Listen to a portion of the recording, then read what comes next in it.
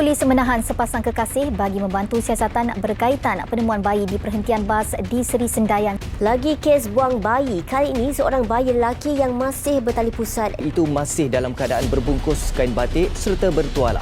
Malam tular video dan gambar berhubung penemuan bayi ditinggalkan dalam kotak di perhentian. Buletin awal ni, seorang pelajar tingkatan 5 ditahan bagi membantu siasatan berhubung penemuan mayat seorang bayi perempuan. Muhammad Nur memaklumkan pihaknya sedang mengesan teman lelaki remaja terbabit yang juga rakan sekolahnya bagi membantu kelahiran yang memperuntukkan hukuman penjara sehingga 2 tahun atau denda atau kedua-duanya. Assalamualaikum dan selamat sejahtera. Hari ini kami ingin membentangkan tentang isu pembuangan bayi dalam kalangan remaja, kesannya kepada isu seti masyarakat. Kami dari kumpulan The Quintet yang terdiri oleh 5 ahli iaitu Muhammad Syukri, Aina Afrina, Nur Hafizah, Fatini Najwa dan akhiri sekali saya, Nur Liana Nafisa. Di sini kami ingin ceritakan 7 isi yang berkaitan dengan tajuk yang kami ingin bentangkan. Pendahuluan, secara terbuka isu ini berlaku di kalangan remaja yang telah terlanjur dan juga ingin menutup aib keluarga.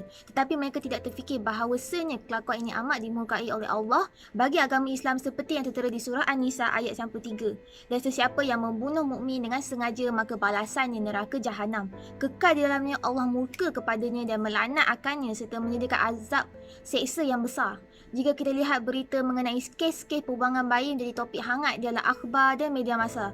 Jika kita lihat dari segi bahasa, pembuangan membawa maksud perbuatan di mana sesuatu itu ditinggalkan atau dimusnahkan apabila tidak lagi digunakan ataupun rosak.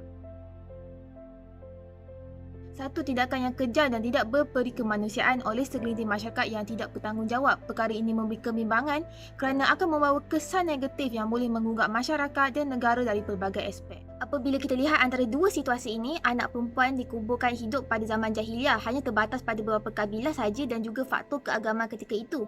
Demikianlah juga apa yang berlaku dalam masyarakat kita hari ini di mana pembunuhan ke atas bayi-bayi adalah sekadar ingin menutup malu akibat perbuatan zina yang mereka lakukan. Mereka malu kepada ahli masyarakat tapi tidak pada Tuhan. Punca-punca isu pembuangan bayi dalam kalangan remaja. Okey, yang pertama adalah seperti mana yang kita tahu, mempunyai kurang didikan agama. Okey, mempunyai kurang didikan agama akan mendorong seseorang itu melakukan perkara-perkara yang jahat. Dan yang kedua, seperti mana yang kita tahu, ia akan mendorong seseorang itu mempunyai hilang rasa tanggungjawab dan juga rasa kasih sayang.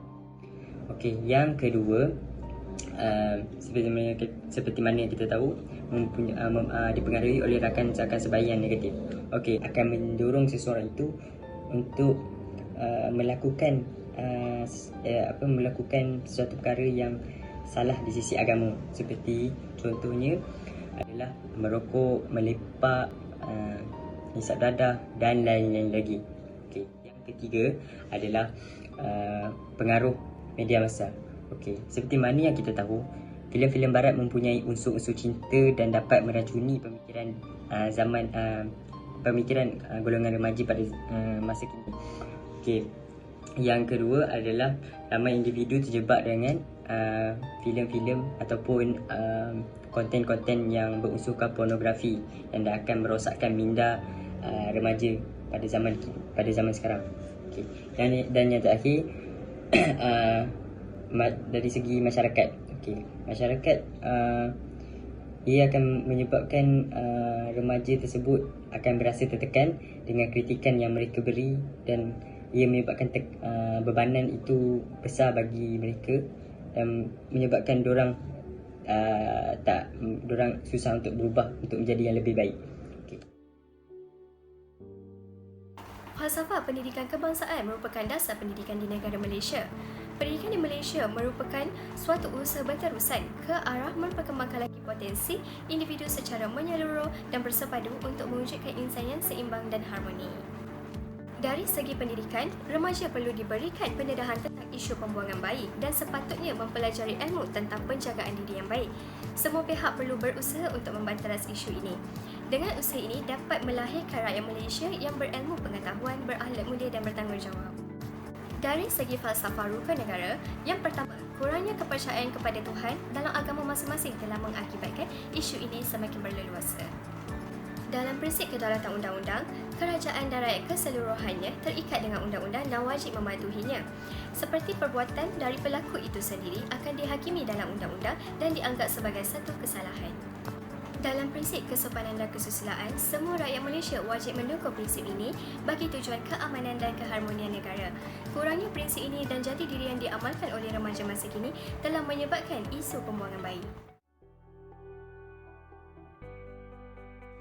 Pandangan tokoh terhadap isu pembuangan bayi, Datuk Seri Dr. Wan Azizah Wan Ismail, bekas Menteri Pembangunan Wanita, Keluarga dan Masyarakat, telah melancarkan kempen pencegahan pembuangan bayi pada Ogos tahun 2019, menyatakan bahawa 1,010 kes dicatat sejak 2010 sehingga Mei 2019 dan bayi ditemui tidak bernyawa dalam 64% kes tersebut.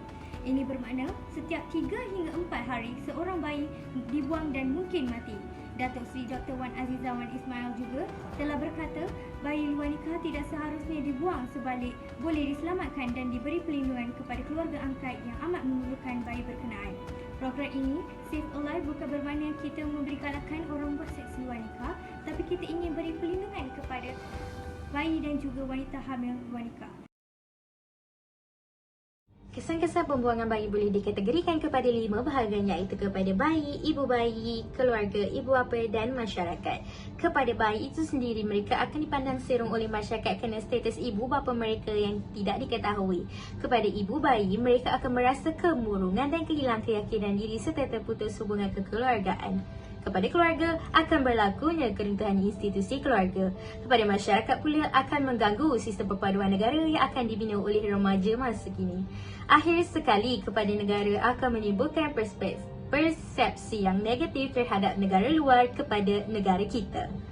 Kita pergi kepada cadangan dalam menangani isu pembuangan bayi dalam kalangan remaja. Okey. Yang pertama adalah ibu bapa.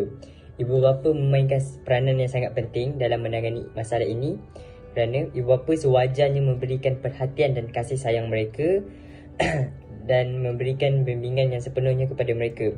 Okey, yang kedua, ibu bapa perlu sentiasa memantau pergerakan mereka dan sentiasa memberikan nasihat kepada mereka agar mereka menjaga tingkah laku mereka. Okey, yang ketiga, pendidikan agama dan moral merupakan aspek yang perlu ibu bapa titik beratkan untuk menyadarkan anak-anak mereka tentang pahala dan dosa. Okey, yang kedua, pihak berkuasa. Pihak berkuasa perlu mengadakan kempen kesedaran ataupun program motivasi untuk membangkitkan kesedaran remaja terhadap isu tersebut. Yang kedua, peranan media massa juga penting dalam membantu pihak berkuasa menghebahkan dan membuat liputan tentang kempen yang dilaksanakan. Okey, dan yang terakhir adalah pemimpin-pemimpin masyarakat setempat perlu membantu kerajaan dalam melaksanakan program untuk membantras isu ini. Sebagai contohnya, pencegahan pergaulan bebas. Sekian, terima kasih. Bantuan kepada remaja.